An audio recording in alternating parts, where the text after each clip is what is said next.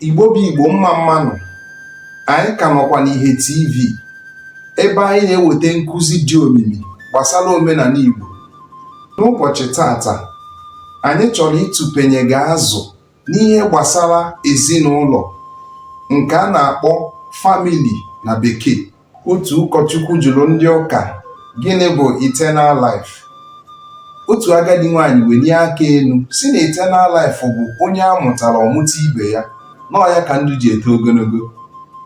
Ọ gbara gị gharị? Ihe a ka anyị chọrọ ịkọwa gbasara ezinụlọ, maka na ezinụlọ Igbo abụghị naanị nne, nna na ụmụ ya. Ọ gụnyekwara ndị ọzọ dị iche iche mejupụtara ezinụlọ ahụ. Ọ gụnyekwara nwanne nne, nwanne nna, nna ochie, nne ochie, ndị ọgọ, ikwu na ibe. Ndị a niile bụ ndị mekọtara ezinụlọ n'ala Igbo. Usoro ezinụlọ Igbo na-eweta ezi nchekwa nke na-eme na enweghị onye a na-ahapụ naanị ya ibu ibu nke ndụ. Igbo bụ Igbo kwuru okwu si na aka nri kwa aka ekpe, aka ekpe akwa aka nri. Ihe nke a pụtara bụ na ezinụlọ dị oke mkpa n'ala Igbo. N'oge ihe isi ike, nsogbu ego, ọrịa maọbụ mmekọrịta nke mmadụ, ezinụlọ sara mbara na-enye ezigbo nkwado. N'ezinụlọ Igbo, ọ bụrụ na otu onye daa, ọtụtụ aka na-adị njikere ịkwalite onye dị otu a. Nke a na-eme ka ndụ gaa n'ihu. Ndị Igbo kwuru okwu sị na anyụkọ mamịrị ọnụ, ọgbọ ọfụfụ. Now, we want to look into the roles of every person in a family. Anyị chọrọ ileba anya n'ọrụ onye ọbụla nwere n'ezinụlọ. Onye mbụ anyị ga-enebanye anya n'ụbọchị taa bụ nna. N'ala Igbo, nna bụ onye isi ezinụlọ ọbụla. Ọ bụ ya na-eme mkpebi, na-enyekwa ihe niile ezinụlọ chọrọ, ma na-echekwabakwa ezinụlọ. Ewezụga ihe onwunwe, nna bụkwa onye nlekọta ime mmụọ nke ezinụlọ ọbụla.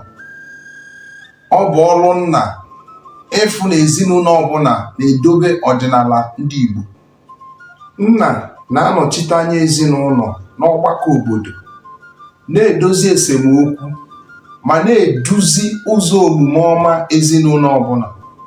Anyị ga-enebanye anya ihe kpatara nna ji dị mkpa n'ezinụlọ ọbụla. Nke mbụ, nna bụ onye ndu na-enye nkwụsi ike na ntụziaka n'ezinụlọ ọbụla. Nke abụọ, ọrụ ime mmụọ ndị nna na-ejikọta ezinụlọ ọbụla, na-emekwa ka ngọzi na nchebe dị. Nna na-anọchite anya ezinụlọ na ọha, ekwe ezinụlọ nsọpụrụ na ọkwa dị elu n'obodo. Ndị iro na ndị ọchọnganoko na-asọ ezinụlọ ọbụla nna nọ na ya asọ. So we are saying that in Igbo family, it's not just about the nuclear family, that it extends to other relatives like aunts, uncles, in-laws. So in Igbo setting of a family, you don't just have the father, the mother, and the children. Other relatives like uncles, aunts, brothers, sisters, in-laws are part of an Igbo family. And we affirmed that in each family, everybody has a role to play in that family. We looked at the role of a father, not just the head of a family, but a spiritual covering over a family. So as a father, your assignment is not just a provision based on the physical needs of the family. You are also a spiritual head that watches over the family. You are like a watchman that watches everything that happens in the family, both spiritually and otherwise. The father is the first representative of each family. So the behavior and character of a father portrays the behavior and character of a family. So the second part is we want to look at the roles of mothers. The roles of a mother in a family. We say that a mother is a nurturer and a manager in the family. So who is a mother? Onye bụ onye nne. Nne bụ onye nlekọta na onye njikọ ezinụlọ ọbụla. Nne bụ obi ezinụlọ ọbụla. The mother is the heart of every family. Nne bụ obi ezinụlọ ọbụla. Nne na-azụ ụmụ. Nne na-esi nri. Nne na-elekọta akụ ezinụlọ ma na-emekwa ka ebe obibi bụrụ ebe udo na nnabata dị. Nne na-eme ka ebe obibi bụrụ ebe udo na ebe nnabata dị. Ewezuga nlekọta, ndị nne bụkwa ndị nkụzi omume nke na-akụziri ụmụ ha ụkpụrụ nsọpụrụ. Nne na-abụkarị onye ndụmọdụ mbụ, bụrụkwa onye na-eme udo n'ezinụlọ.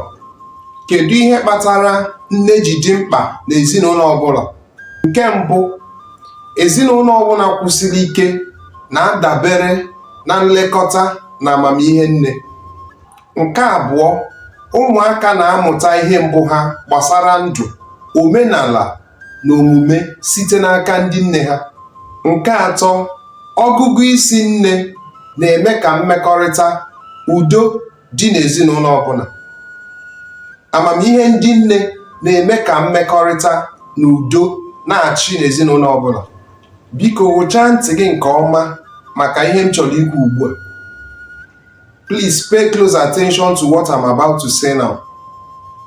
Ọ bụghịzi ihe ọhụrụ na ezinụlọ dị iche iche na-enwe nsogbu. It is no longer news that most families are having issues. This is because we have left a pattern that our forefathers used. We have left a pattern. Anyị ahapụgo ụkpụrụ ndị nna nna anyị kụziere anyị. So this was the pattern our forefathers used. So this is the setting of a traditional Igbo family. Our forefathers used it, but we've neglected it for some reasons. So as the name implies, ezi na ụlọ. Ezi na ụlọ. It means external and then within. External and internal. So when you combine the two words, ezi na ụlọ, that is the setting of a family. So otu onye n'ime nne na nna, ofu onye ga-apụ n'ezi ịga chọta ihe ezinụlọ ga-eri. And usually it is the father who goes out in search of the daily food for the family. Then the mother stays within, putting things right, seeing that the children, their behaviors are right, teaching them the principles and the concept of family. So, but these days, what we have is two parents who goes out in the morning in search of the daily food. So we've left the pattern that our forefathers gave us. Now what we have is, in the morning, the father goes off to work, the mother goes off to work, and then hapụziere ụmụaka na maid or onye ọbụla ha na ụmụaka ga-anọ. And onye ị na-ahapụrụ ụmụaka gị, ọ ihe o nwere ka ọ ga-enye ha, amamihe o nwere ka ọ ga-akụziri ha. So at the end of the day, nne na nna nata, ha achụtaghị ihe a ga-eri, mana before ha anata, ụmụaka emebigo. Because na nne kwesịrị ịnọ na-echekwaba ụmụaka ha, na-akụziri ha ihe ha kwesịrị ịmụta, anọghị nso. Nna anọghị nso, nne anọghị nso. Biko, ihe m na-ekwu abụghị na ndị nne kwesịrị na-arụ ọrụ. Ihe m na-akọwa bụ na ha kwesịrị ịchọrọ ọrụ ga-enye ha ohere ilekọta ụmụaka, because ilekọta ụmụaka bụ ọrụ ndị nne. Ọ bụghị na ndị nna ga-elekọta ụmụ ha, gbọtụọ n'aka ndị nne ka ilekọta ụmụaka dị. Maka na mgbe ahụ ha kapere mpe, onye nkụzi izizi ha nwere bụ nne ha. So ọ bụ na nne ha chụrụ ego pụọ na-abata n'abalị, nna ha chụrụ ego pụọ na-abata n'abalị, o nweghị ozi onye ga-elekọta ụmụaka ahụ anya. So the next thing I want to say is, as a man looking for a wife, please choose a woman that represents the character you want to see in your children. And then as a woman looking for a husband, please choose the best character that you want to see in the lives of your children.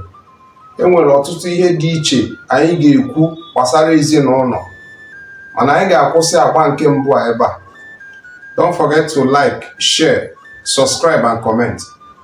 Ihe TV, ebe anyị na-akwalite ọdịmma na omenala ndị Igbo. Ka emesịa.